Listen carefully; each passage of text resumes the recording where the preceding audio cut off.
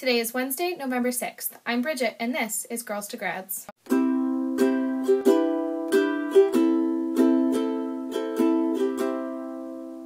This is my second video in a row when I'm talking about Amanda first, but that's life.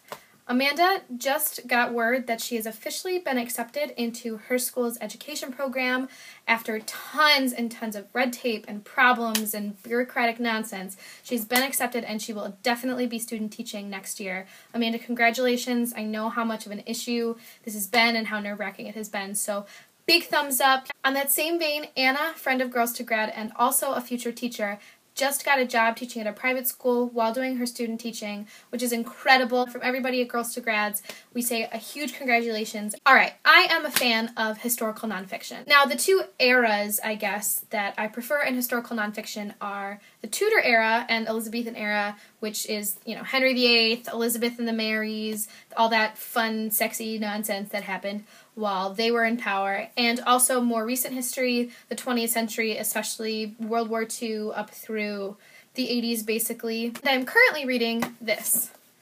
It's Our Mother's War by Emily Yellen. It's about women in World War II. I'm really enjoying this book. There's a lot of first-hand accounts and anecdotal things that are very interesting.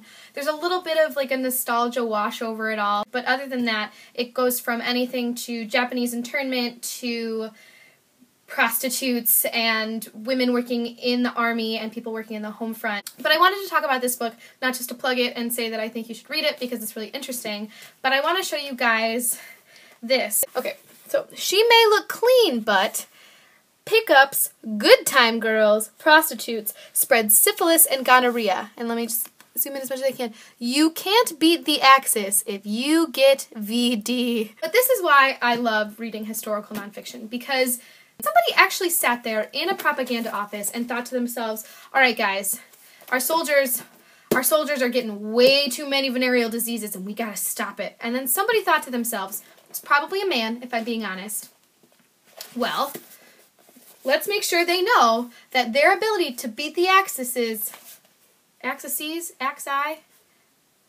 powers. You can't beat the Axis powers if you get a venereal disease.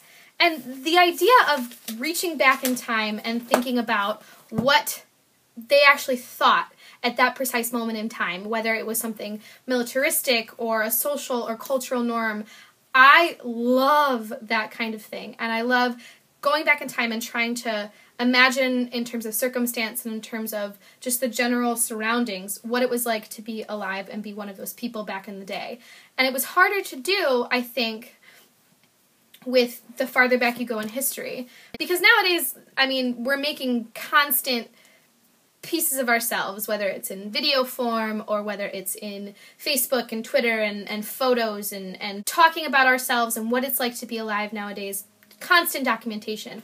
But say in World War II, there wasn't as much personal documentation. There was letter writing and photography and some video, but you had to use your imagination to try and put yourself in that place. And I really like going on that journey and trying to figure out what it was like to be a whack or a wave or a prostitute in the middle of World War II. If you like this video, please give it a big old thumbs up. Please remember to find us on Facebook, Tumblr, Twitter, Pinterest, Instagram. Katie will see you on Friday, and I hope you guys have a good rest of your week.